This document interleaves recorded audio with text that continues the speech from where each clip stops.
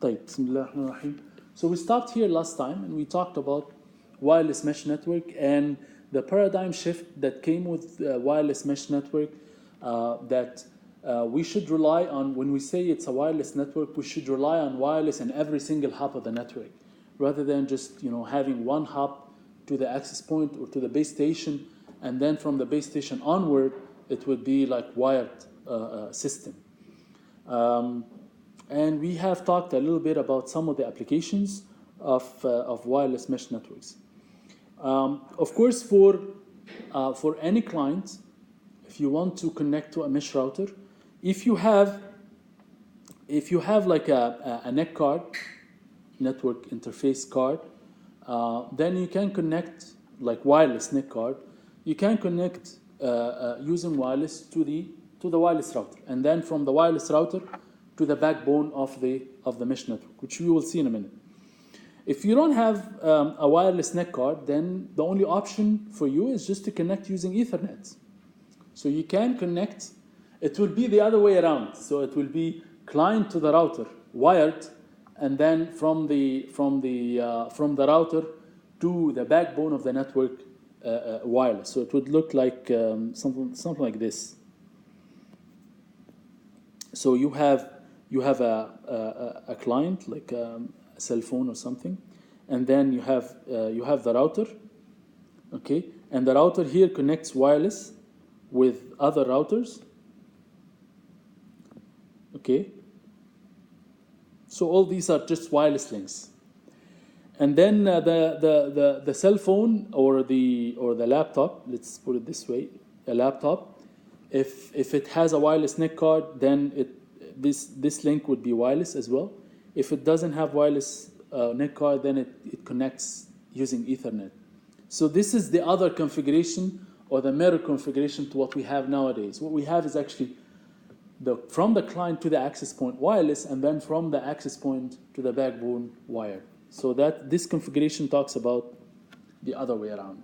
Okay, so so in that case, this will be like a complete new configuration, other than the traditional ones that we're used to, which utilizes the capabilities of wireless mesh networks. As we will see, we're talking about capabilities and applications and stuff, but there are so many limitations, okay, existing in wireless mesh networks, which we will study and we will talk about in details. Okay. So in terms of architecture, we talked about a client and we talked about a router and the difference between the two.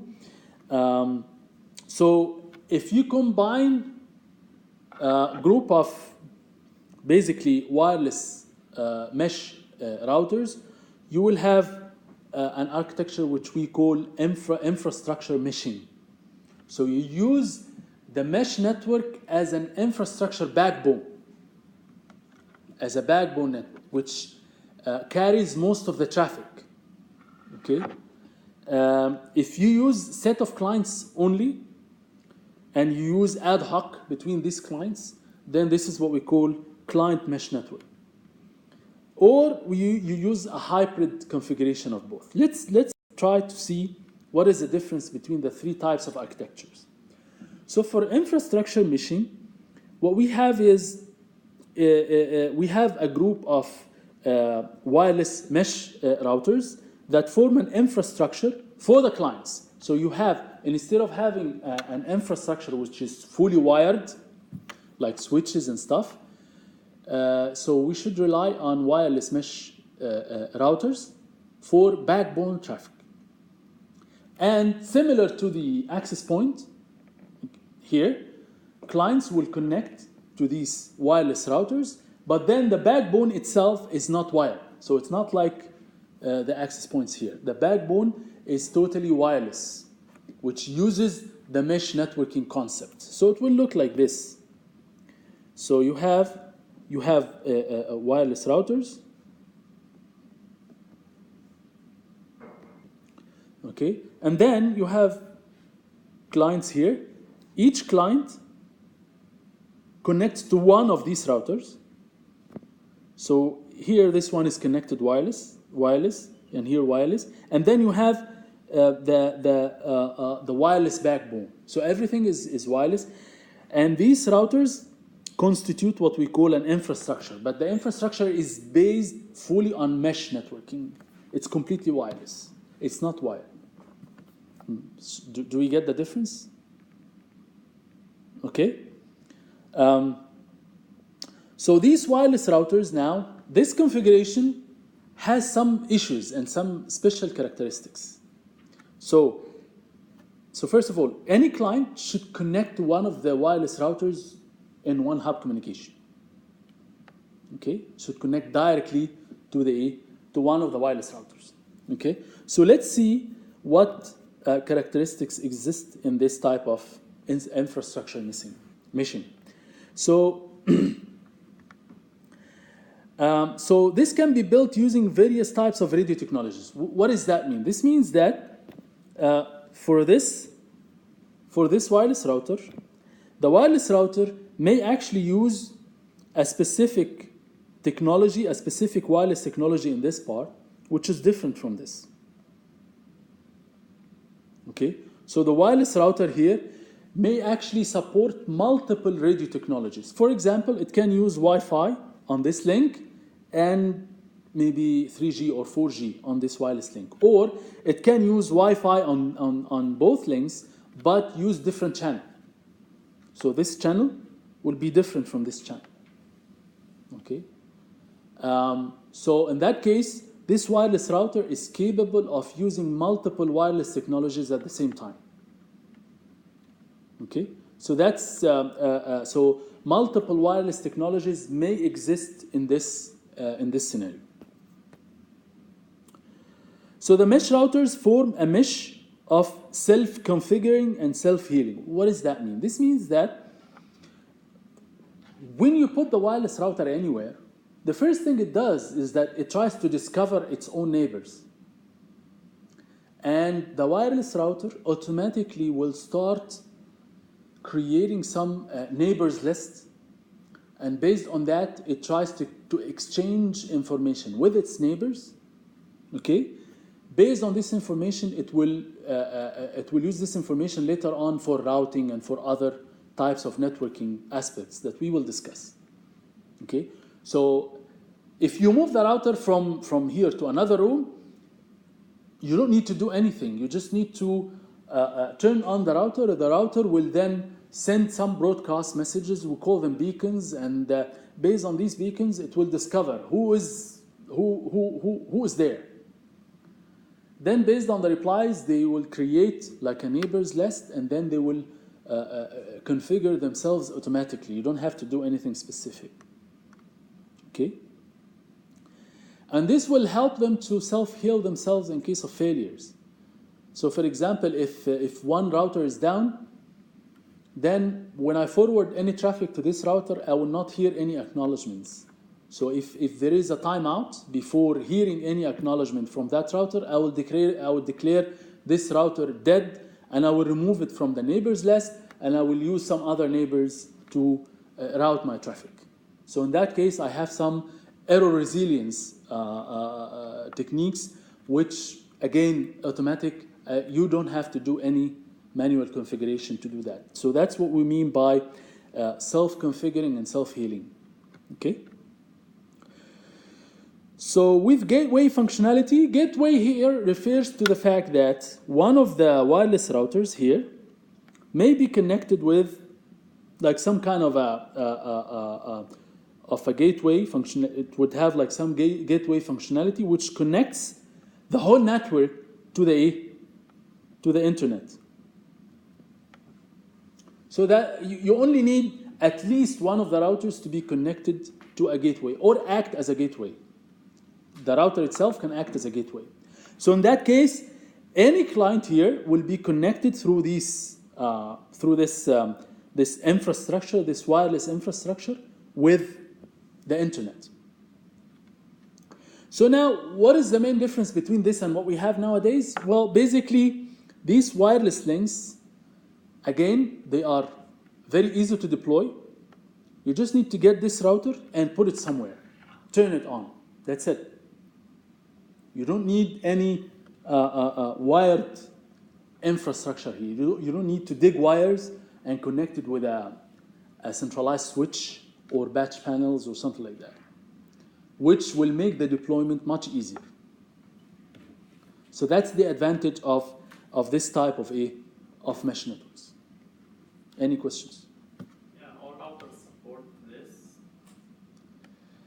Well, depending on the radio technology, yes. Because some radio technologies, they don't support ad hoc communication. They only support infrastructure communication. So for example, Wi-Fi, it has some support for ad hoc communication. Some, not fully functional, but it has some support for ad hoc communication. So using Wi-Fi, yes, you can configure a wireless router to connect with another wireless router in ad hoc fashion without having to have any wires. That's possible. Even the ones we have at home, we can configure them in this way? Yes, with a little bit of work you can. Theoretically you can, yes. Okay. So moving on, this configuration provides a backbone. Backbone means like a spinal cord that takes all the traffic and send it to the internet. So that's what we mean by backbone. Backbone is like the core network on which goes all the traffic of the entire enterprise or organization or set of buildings, and then from this core network to the internet. Okay? So it provides backbone for conventional clients, and it enables the integration of wireless mesh network with existing wireless networks through gateway. Through gateway or bridge functionalities. By bridge, we mean that this is what you have asked about. So two routers, they can bridge their communication using wireless, so they create some kind of a bridge between them. So this creates like a pipe, an actual pipe using wireless between two routers. Okay?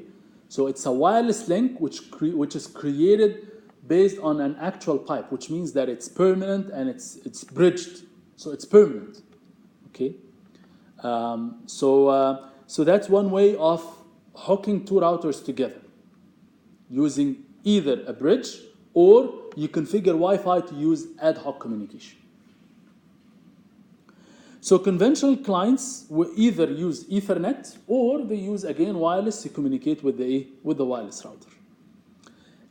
Why we say that either or? Because if they use wireless to communicate with the routers, now there is an issue, because the router will have wireless from one hand and another wireless link from the other hand. So those two wireless links may interfere with each other, as we will see later, right? So you have to have some careful design, whether these two wireless routers, if they use the same channel, for example, then they will have to share the resources of that channel, as we will see.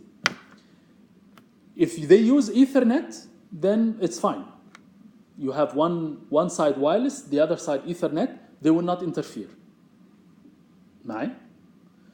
If they use different channel, again, if they use Wi-Fi on both sides, but different channel, again, they will not interfere, right? Because they are on two different channels, معناها two different frequencies. Again, they will not interfere. We will talk about all these scenarios later. Go ahead. Okay. Can the mobile device communicate with other channels, or one channel which is like 80.2 or something like this? No, 802.11 itself has multiple channels. So inside this, you can have multiple channels. Right, yes. In fact, most of the wireless cards, they are configured to use like channels automatically. So what happens is that when the card starts up, it will look for a channel which is the best channel amongst all the channels, and it will select it. Okay? Okay. Do you mean by this channel is like socket?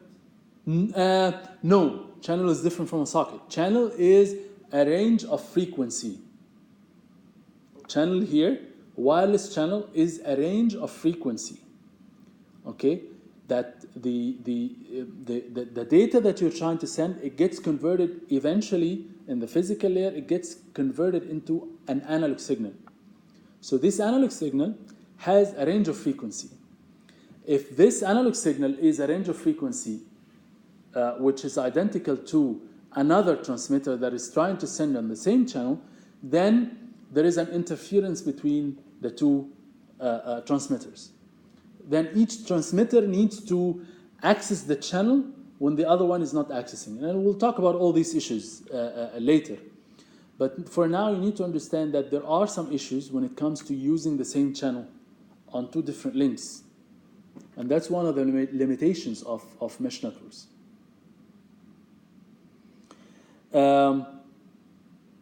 Okay. So that's how it looks like. So this is the infrastructure meshing. So in here, you have like group of routers which are meshed up together. They form some kind of an infrastructure. Okay? Everything else is just a client to this wireless router. Okay? Which connects using Ethernet.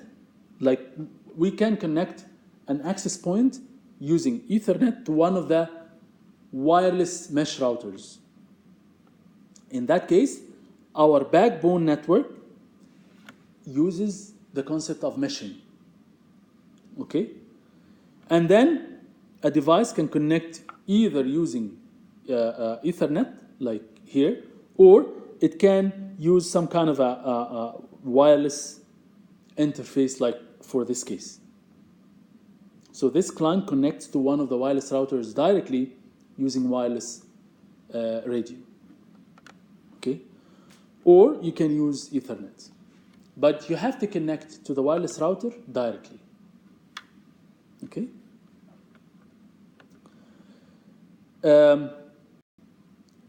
So if different radio technologies are used, which is what we have talked about, clients must communicate with the base station that have the Ethernet connection to the mesh. So as we said, the everything else to the backbone is a client. So you have to connect directly with the wireless mesh router, either using wireless or using Ethernet. If you use Ethernet, then you can configure an access point like this to connect using Ethernet to the wireless mesh router, and then any client can connect with it wirelessly. So in that case, you have a complicated configuration. One hub wireless, and then Ethernet, and then wireless. So in that case, you can use multiple types of physical media, and you can use multiple radio technologies combined. So we will talk about these examples. So you have a community and neighborhood networks that can be built using the infrastructure networks, which is one of the examples that we will talk about. The mesh routers are placed on the roof. So if you have a community neighbors network, you have basically a set of buildings. I'm terrible in drawing, so sorry about that. And here you have the wireless routers in the roof, for example. So you have the wireless router on the roof. And these wireless routers are connected with each other using wireless meshing. So you have other buildings, and you may have multiple of these routers in different floors even, depending on the coverage that you want to do. And then each of these routers will be connected using wireless meshing. And then inside here you would have clients.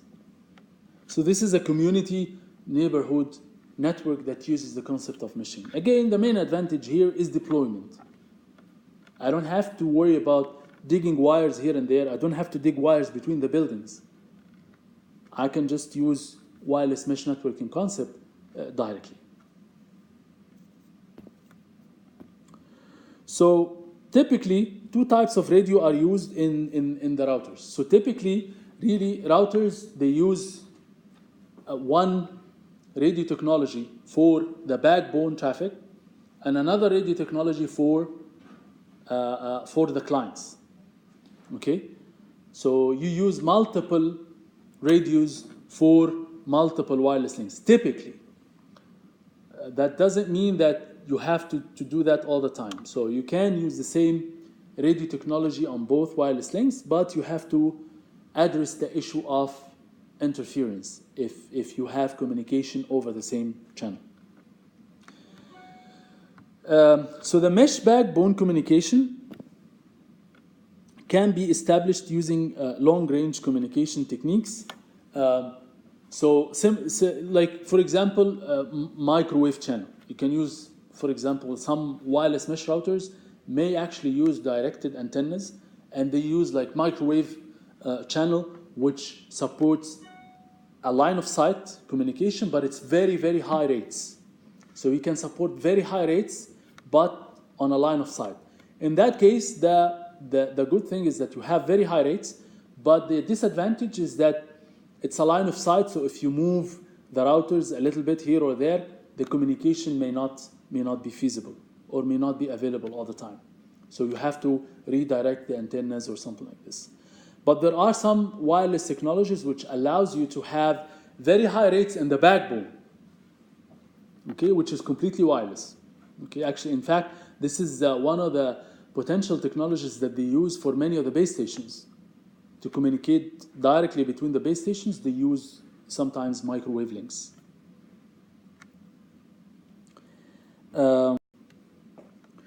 So the client architecture, on the other hand, the clients, they rely completely on themselves without having to connect with wireless routers.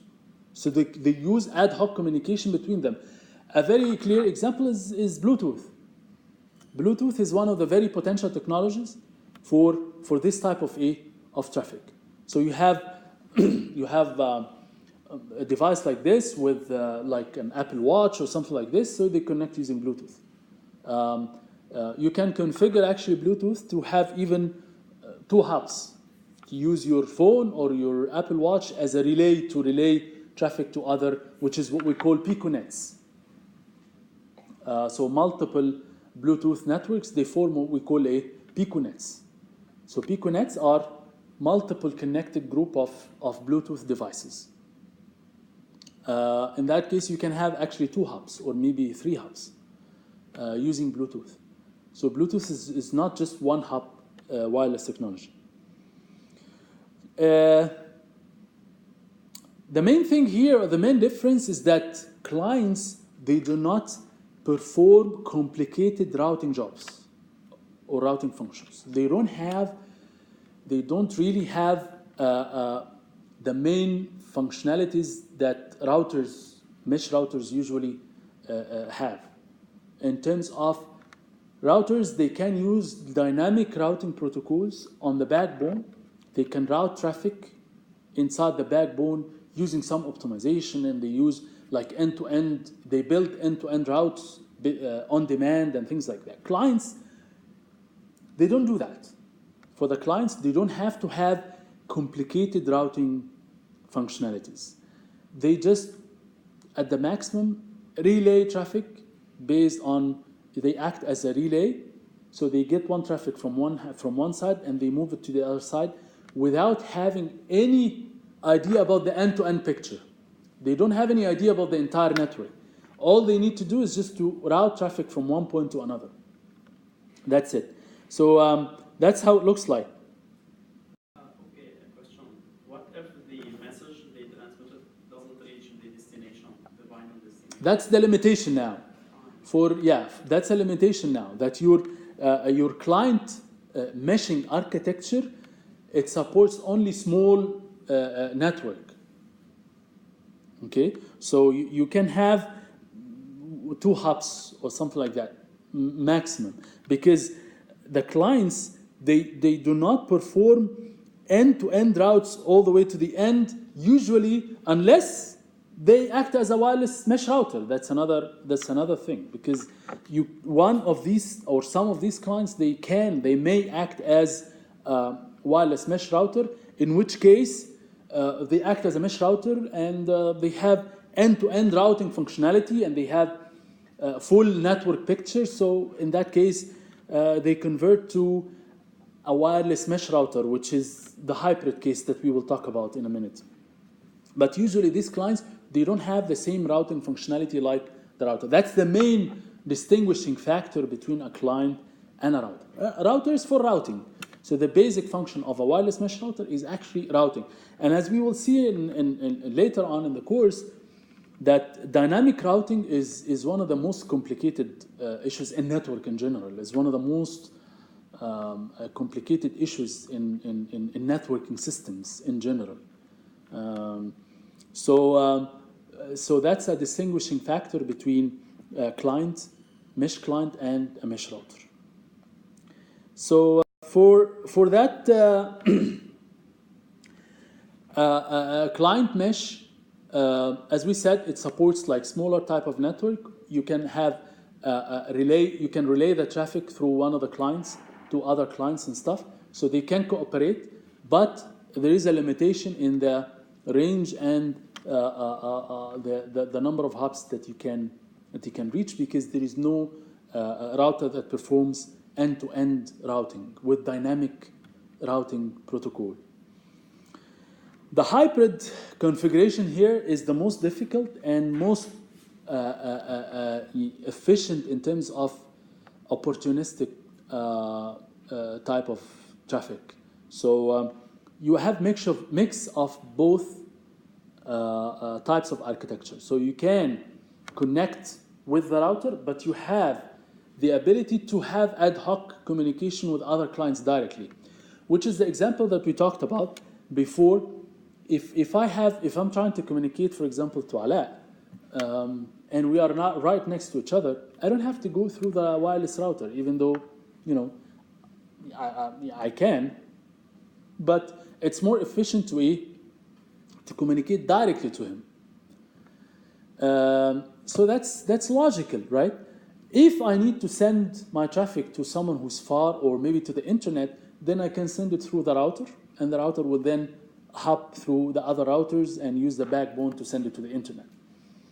But if I know that the receiver on the other side is right next to me, there is no point of sending anything to the router, right? So that looks logical. However, that creates lots of issues and challenges in the network, which we will talk about. Basically related to the issue of interference and resource allocation and things like that. We will discuss these.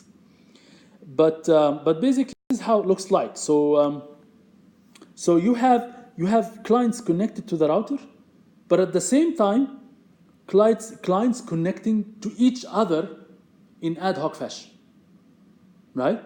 So the both configurations combine together, or they work together. So this is basically the ultimate degree of freedom that we have, right? So the client has the flexibility to either communicate its own traffic either directly to the backbone or directly to the clients next to it. So that seems to be the ultimate degree of freedom, right? From the traffic distribution perspective. But on the other side, that creates a lot of issues, because if you have multiple links like this, chances are all these links, they interfere with each other, they create some kind of a mess, especially if they are using the same radio technology. Then it becomes a mess, and we will see why. Okay? But this is a mix of both types of architectures together. Okay. So the main characteristics of all these types of architectures is that, of course, we rely on multi-hop communication, multi-hop wireless communication, which is a fundamental difference between the traditional types of networks and the type of architectures we're talking about here. Support for ad hoc networking and capability of self-forming. Self-forming meaning that put the routers anywhere you want, and they will form the topology by automatically by just communicating and exchanging information together. Rather than in the wired, the topology is controlled by which two routers are connected with a wire, right? But here, the topology is dynamic. In fact, the topology may change throughout the day because some of the wireless links may actually, stop working at some point because of some rain or some external effects. So that the wireless link may become unavailable at certain points. So in that case, that changes the whole topology. That did not exist at all in the wired networks. In the wired networks, by connecting the wires, you control the shape or you control the topology of the network as you find in the design or as you want to design it. But in wireless, depending on the location, you form a different topology, okay, based on some discovery process, which runs automatically once you turn on the router. So the mobility as well is dependent on the type of mesh nodes. You have multiple type of network access, as we said. You can have multiple radios, and mobility. By mobility here, we mean that when some nodes move from one location to another, that changes the topology of the whole network dynamically. And this is quite challenging, because if you send the traffic end to end, there is no guarantees now on the probability of delivering this traffic on the other side. Like you're sending to a router and all of a sudden this router has moved or this node has moved somewhere else. So mobile ad hoc networks is one of the most challenging types of networks for delivering any traffic. It's very, very challenging because the topology changes a lot, and we will try to verify that through the assignments and through some mobility models in NS2. So you will learn how to change the mobility models, for example, either based on like some cars moving around, or maybe depending on some random movements that you do, and what is the effect of that on the delivery of traffic end to end. Another characteristic here, which again we did not have to worry about, which is the dependence of net power consumption constraints on the type of mesh nodes. That's another issue now, because if some of these nodes are mobile, are moving from one place to another, then we start to rely on some maybe battery-operated devices, like cell phones, right? So maybe it happens to most of us that without using the cell phone for any phone calls, you see the battery is draining. And that's mainly because of the amount of traffic, the amount of broadcast and control traffic that the mobile phone has to send to the base station and to the access points constantly in order to reconfigure itself every now and then. So while you're moving, this information, this type of information, control information, gets exchanged no matter what you do. The only thing you prevent it is by turning off Wi-Fi or turning off 3G. That's the only that's the only way. If you turn off, that's why if you turn on the airplane mode, then the power consumption becomes almost zero. So depending on maybe how far, depending on the topology of the network, especially in ad hoc mode, the power consumption gets affected. Because some radio technologies, they even use adaptive power allocation for sending to the user depending on the distance. Because it makes sense. If I send using high power, then the signal travels a longer distance, right? Is that clear? So if you use higher power, the signal will travel a longer distance. If you use less power, then the signal travels a small distance and it stops.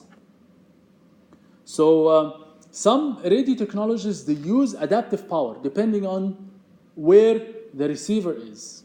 or where is the base station is. So if the base station is very far, then it increases the power to reach to the base station.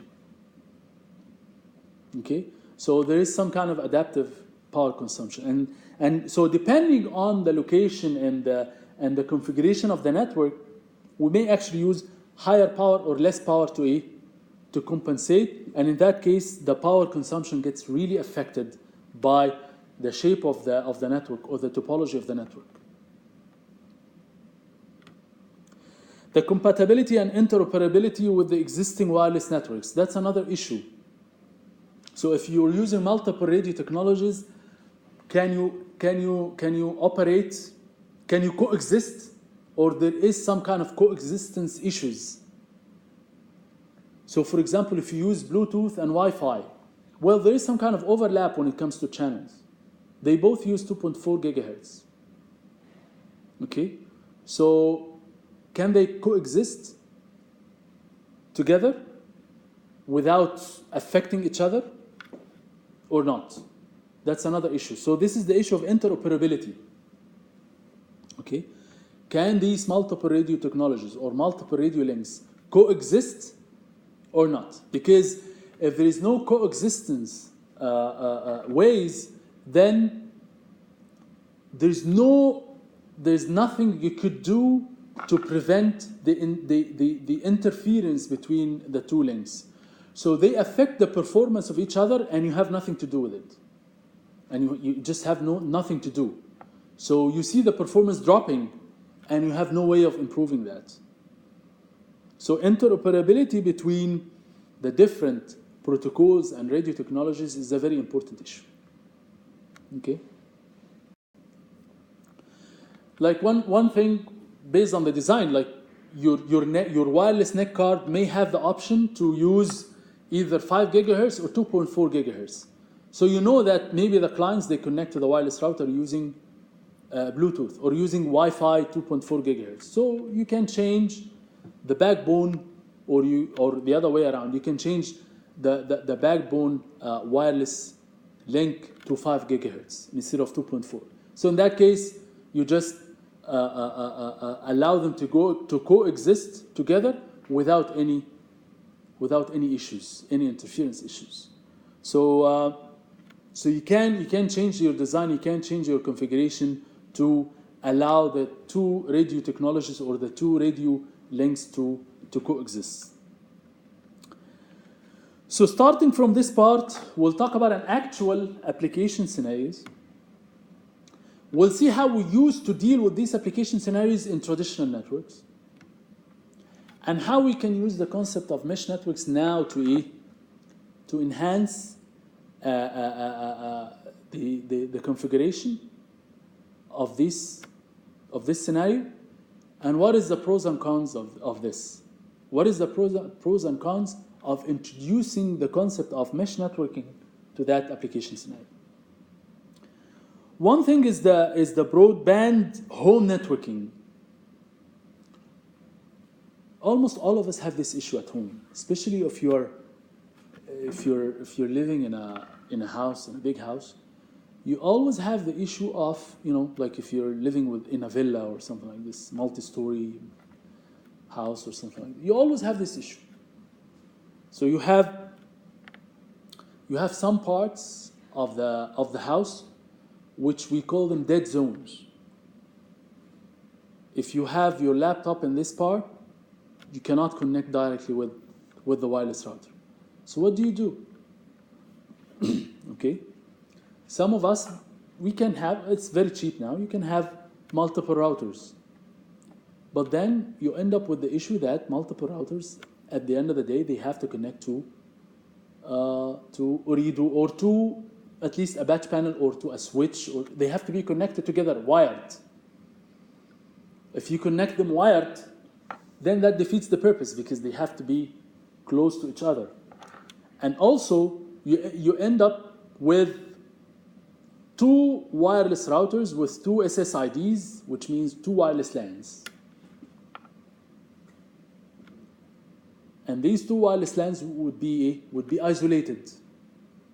This is the configuration that I have at home, for example. I have two wireless routers which are connected and they are separate. So you either connect with one or the other. But they are totally isolated. They are not connected with each other. So so you end up with a scenario like this. So you have your house, and maybe you have like 2 or 3 stories, and then you put maybe wireless router here to cover this part, and another wireless router here to cover this part, maybe, or the other way around. So some clients here would naturally connect with this wireless router. Some clients here would naturally connect to this. But the problem now is that these 2 wireless routers are separate, isolated. So you end up with 2 wireless LANs, which have nothing to do with each other. So one thing to do is to use some kind of wires to connect the 2 routers together. So in that case, you will have to take the burden of digging some wires from one story to another. Okay. So the mesh networking concept can help in that scenario. So without wiring the routers together in order to have some communication flowing through the 2 networks, you can use wireless backbone meshing, or the infrastructure meshing scenario. So in that case, the solution based on the site survey is to have, like, to identify where the dead zones are, and then you can just replace your router, in which case you can have coverage everywhere. That may not be possible at all, and actually in many cases in our houses it's not possible. Go ahead. Sorry, do you need extra hardware to set up mesh networking? No, you don't need extra hardware, but you need to have some overhead in terms of configuration. It's not... Some overhead? Yeah, you need to know how to do it. You have to do some, like, as I said, either bridging between the 2 routers. In Windows, you can bridge. You can bridge 2 routers together or 3 routers together. You can bridge them. Bridging will not give you the flexible routing throughout the whole network. Or you can use it from a higher layer, from ad hoc communication between the routers, in which case you will have a more seamless configuration where you can do some complicated routings. Again, for our home network, the maximum you could do is, I think, to have 2 or 3 routers and bridge them together. That's what I know. But in order to configure these routers to have real backbone, you need special types of routers with special type of radios that supports this type of ad hoc networking with routing, with mesh routing, dynamic mesh routing. Because as far as I know, something like AODV routing protocols for mesh, which we will study later, it's not built in any of these routers that we have nowadays. None of these routers have support for AODV or OLSR or some of the wireless routing protocols that we will study in the course. They are not built in any of these routers. Okay, so the option that you have now is just to get these routers and bridge them together. Bridging is some kind of like you create a pipe. It's like you connect wires between the routers. However, this pipe is wireless, uses wireless. So this router knows that it can communicate with this router, or it can communicate with this router. So whenever it gets traffic from here, it relays the traffic to the other side. But it does not have any idea about the overall picture. Whether this type of relaying will contribute to the fact that the traffic will reach to the right receiver at the end, it's not their problem. They are just bridged together, and all we do is just to have like a permanent pipe. Traffic comes from here, goes through the pipe, goes there. But they don't do actual routing. They don't do dynamic routing, as we will see later. So the communications between end nodes under two different access points have to go all the way back. So if you have, that's what we discussed before.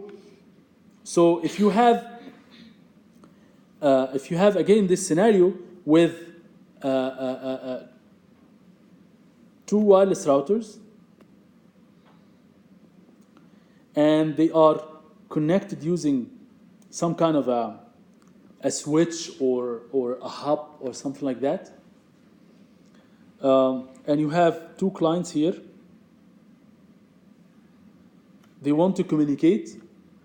So the communication between these two clients have to go this way, and then this way, and then this way, and then this way. Although they are right next to each other. Okay? So that's what this statement here means. That even if you are close to each other, the traffic have to go all the way through the connected switch in order to reach to the other side. There's no way around it. Okay, so instead of doing that, we can use the concept of again mesh network, which is illustrated here. So mesh networking in that case can help create some kind of an infrastructure which is relying completely on wireless. So you have router here which is connected with the other router using mesh link, and here is a mesh link, and here is a mesh link. So you can have multiple routers at home, and all the clients here, they connect to one of these routers, but again you have to configure all these routers to be seamless, which means that the device connects to one of these routers depending on its location, and it sees the entire network as one unit. And that's a challenge. I don't think you can do that at home right now. What you could do at home right now, which is possible, I think, is, I didn't try it myself, but as I said, you can bridge those two routers together. Bridge them together through wireless. Okay? There is a configuration in Windows that allows you to do that. So all of a sudden you have a pipe between those two routers. So they will become as if they are one network. So that you could do. Yeah, and Windows or in the router itself. Or in the router itself, yes, Mo, you have to do it in the router itself. Yeah. Yes, but Windows has to support that. Has to support this bridging. There is a driver in Windows that has to be used in order to do that. But it's a configuration inside your router that you can actually do this. When you are trying to configure the router, you will just go to the router itself, for example, Right. over the website and Right. configure it. So you don't need any hardware on the. No, you don't need any hardware, that's for sure. You don't need any hardware, any extra hardware. That's possible. But again, as I said, this creates some kind of a pipe, permanent pipe. Okay? But there is no actual dynamic routing between these routers. This is as if you have connected all these routers with one hub or one switch. It's like you wired them together, but instead of using actual wires, you have permanent links. Bridge. Okay? Permanent pipes. But of course, this configuration is rather rigid, and it's not adaptive. Okay? So scenarios like what we have here, two clients next to each other, it has to go through multiple links. That can happen in that scenario as well. Unless you have some dynamic routing protocol like AODV or OLSR or something like this, which uses some kind of routing technique in order to optimize and create some kind of a shortest path and things like that. You don't have any control on how the traffic goes in the network. But at least we didn't have to dig wires. The main issue here is that we didn't have to dig wires between these routers together, which becomes a little bit expensive in big houses. Okay, so at least this part we got rid of. It's totally wireless. Community and neighboring networking scenario. Again, we talked about this a minute ago. So in a community, the common architecture for network access is based on DSL, which most of us used to use a short while back, right? So now most of us are using now fiber optics and fiber to home and things like this, which is a blessing. But like a short while back, we did not have this luxury, so we relied on ADSL. So we use the community and neighboring network, like assume that you have multiple buildings, right? And so in that case, each single apartment in every single building have to have their own separate ADSL, right? So it's very expensive. Is there a way to just share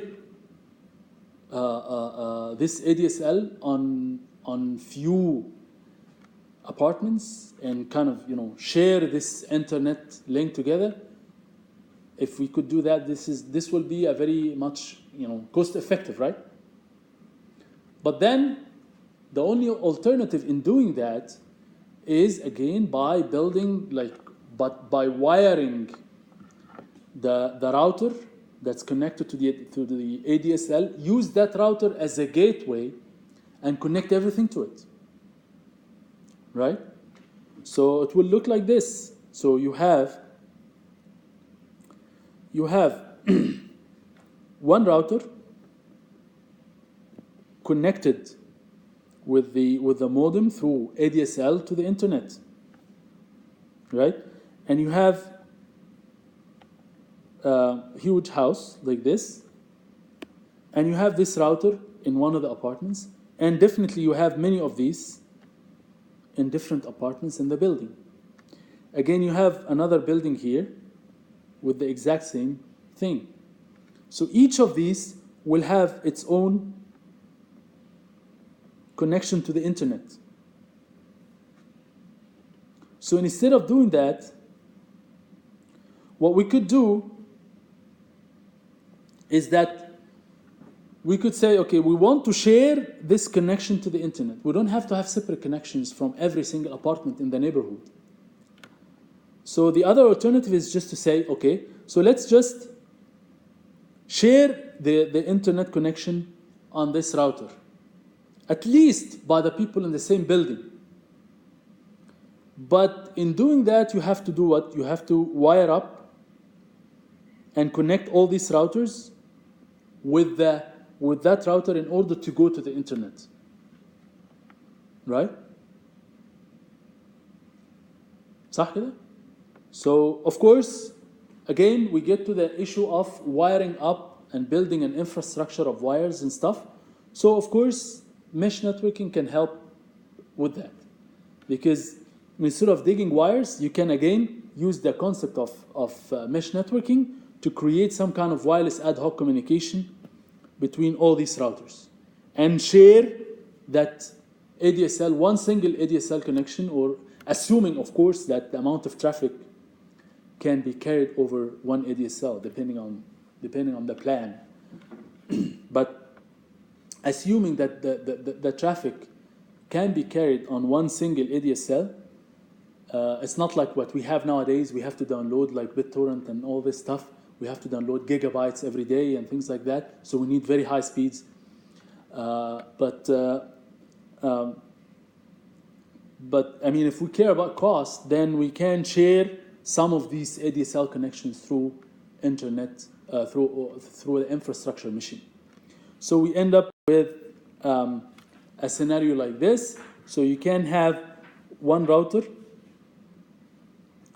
and and you can use these routers to communicate using the infrastructure meshing, and then use one of these routers to connect with the internet. Only one will be theoretically enough. If you need more than that, you can have two. So in that case, you have the flexibility to reduce the cost significantly. So mesh network can theoretically help you to reduce the cost in that case. Okay? So anything else can be connected as, any of the devices can be connected as a client. So here you have a home network, which could be one or multiple routers, or if you have a multi-story building, then you can have a router in each floor, and then you can share the communication between all these routers and use one ADSL to connect to the internet. Exact same concept exists for enterprise networking. Enterprise meaning that you have multiple building in a big, company site, and again you want to save cost on creating the connection to the internet. So the exact same concept applies. So you have multiple offices, and each group of offices are covered with a wireless LAN. So in that case, you can use the exact same concept. And instead of between like houses, you can use between buildings, and you can have multiple routers.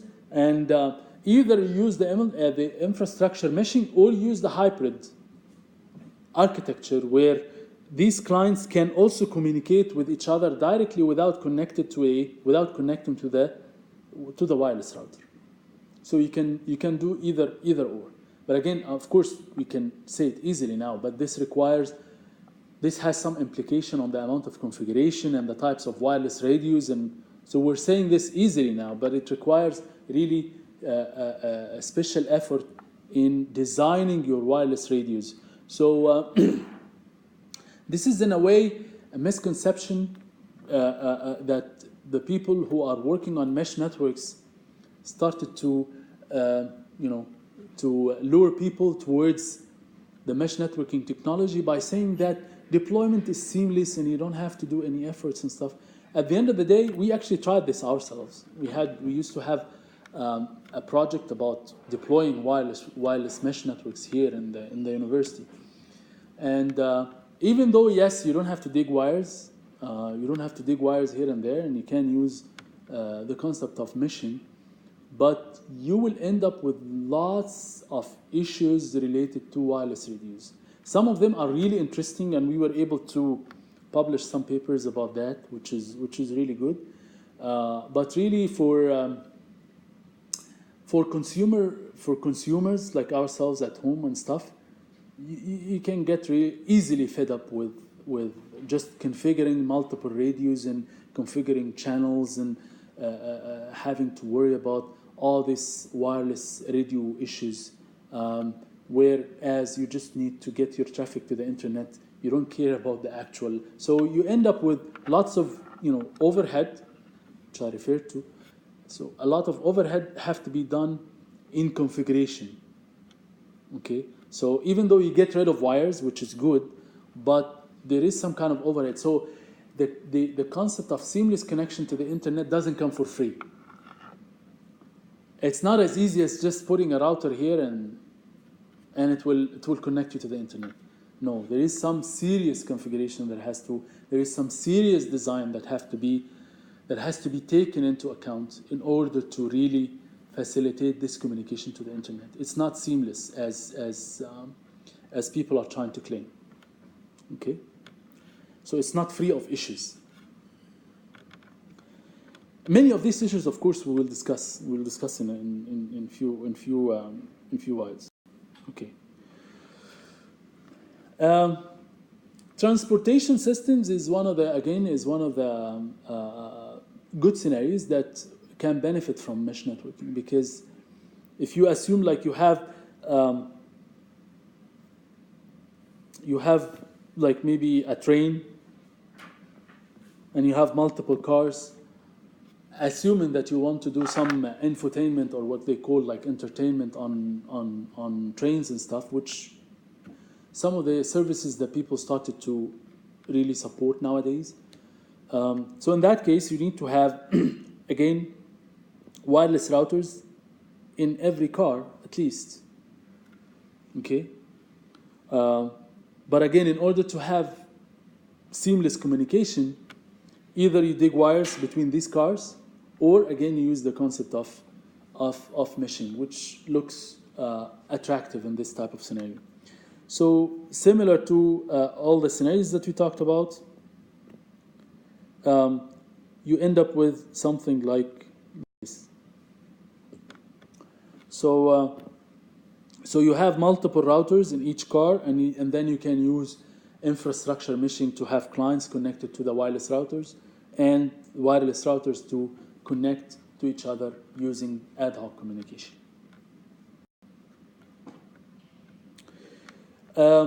Another application scenario is building automation. So by building automation, we mean that various electrical devices, including power, light, elevators, and stuff like that, they can connect on the same network, either to have like some measurements, some statistics about the energy consumption in order to have some energy management or something like this.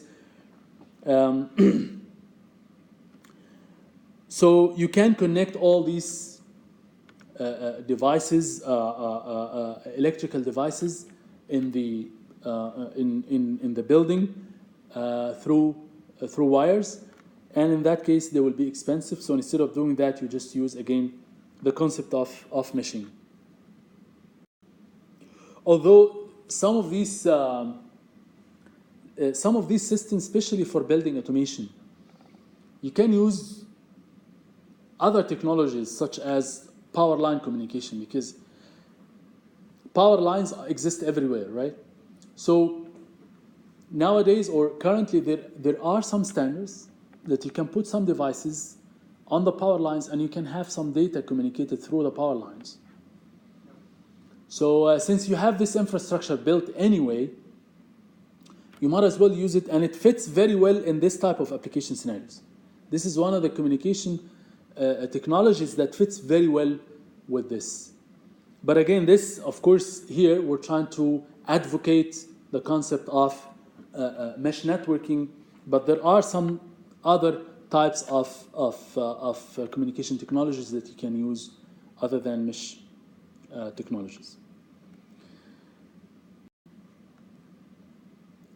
Same thing is health and medical systems. Of course, nowadays, maybe Ala will touch on this a little in a little bit. You can have your body area sensor network. It's some kind of again a personal area network that can use the concept of mesh to have an ad hoc communication with another patient network or something like that. So you can use other types of wireless technologies, and you have multiple technologies out there. You can use 3G or 4G. You can use Wi-Fi to communicate your medical data, or if you have some other patients in proximity of you, in close to you, then you can use their mobile device, for example, to send your traffic through them, using the concept of meshing or using the concept of ad hoc communication. Okay, so mesh networking gives you more opportunities to have your traffic going through multiple types of wireless technologies, and in that case you can schedule your traffic to use one or more of these technologies at the same time, in which case you can optimize your performance depending on the services you're trying to provide. So you can divide your traffic between the multiple wireless technologies. You can have some kind of resource allocation across each technology together. So there are so many, maybe Ala will give a little bit of an idea about that. So there is huge amount of research in this area, how you schedule and how you divide your traffic, how to allocate your traffic across multiple wireless technologies. And especially for health and medical data. Some of this data is really critical. Some data is really delay sensitive. So how do you make sure and how do you provide and guarantee some quality of service through an unreliable transmission medium? So wireless in general is unreliable transmission medium, right? It's unreliable because, you know, if it rains, it affects wireless, right? So how do you provide some quality of service guarantees on an unreliable transmission medium? So that's a big issue.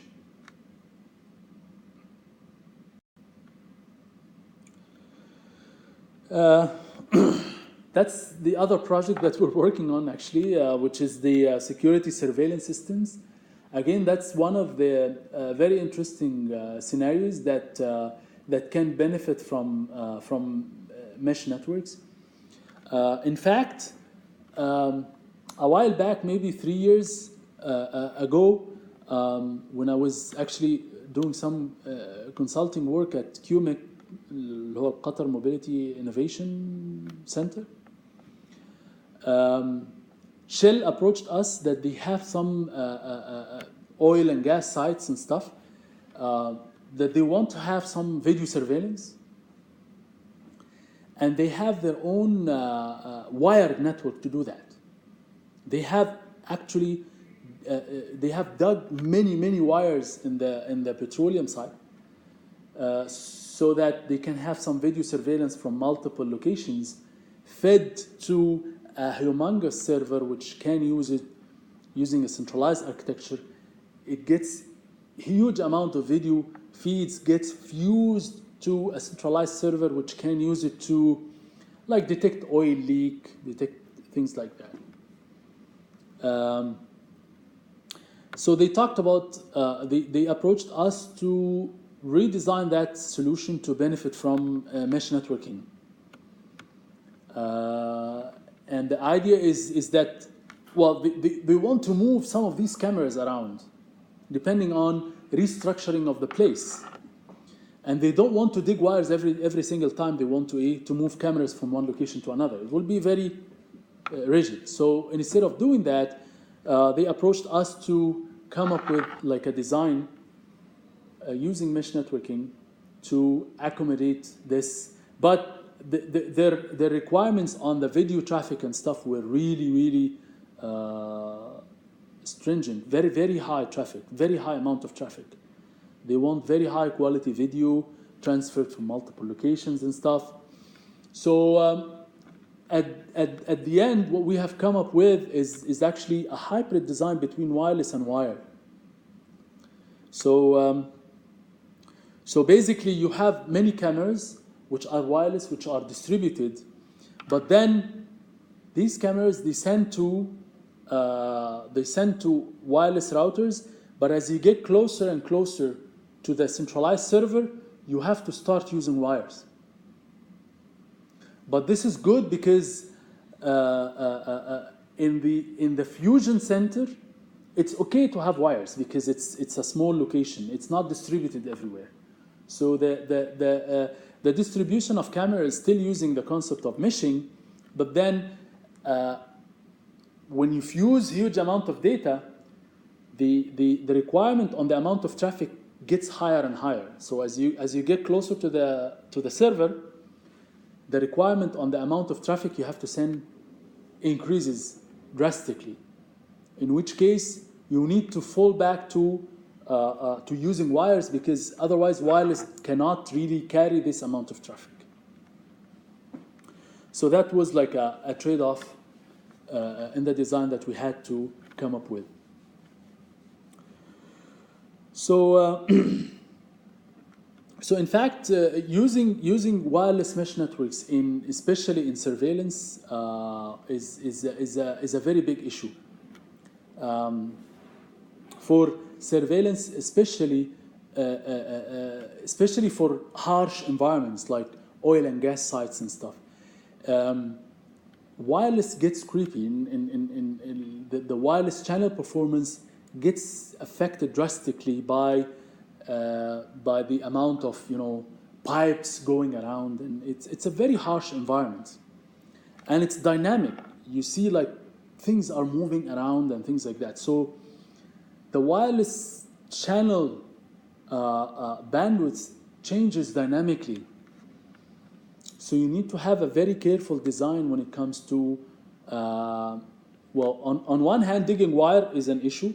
On the other hand, even wireless is an issue. And in some cases, we have actually proposed to have some mobile robots to kind of adapt to the environment and create some kind of robustness in the wireless communication that happens. Because sometimes, you know, like you have two nodes here are trying to communicate through wireless, but all of a sudden you have humongous pipe going in that direction. So all of a sudden you don't have wireless communication. So at one point in time, you may not have wireless communication because there is a huge pipe going in between those. So no matter what, even if you use line of sight, non-line of sight, you don't have any wireless communication. So you do have to have like other node here that needs to move in that location somehow to facilitate and kind of, you know, act as a relay to send the traffic through multiple hubs using machine.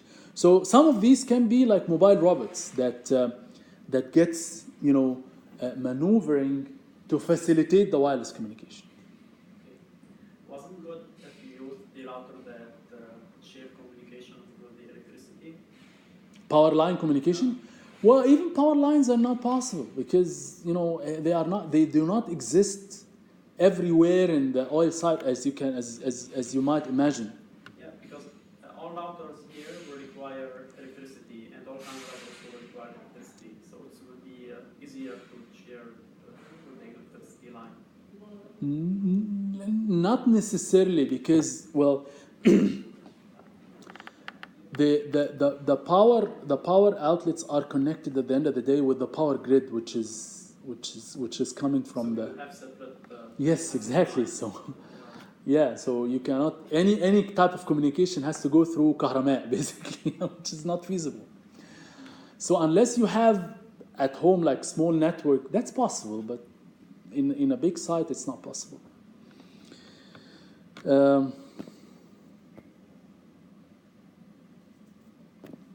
So until now, we're not, you know, discussing in details technical issues until this. We're just trying to motivate the fact that, you know, we need mesh network. What application scenarios do we need it for? And we're talking about multiple scenarios where mesh networking can fit. That's just to tell you that, okay, the concept of mesh network is, in fact, is very important, and in many cases it can give you some keys to very efficient design and solutions.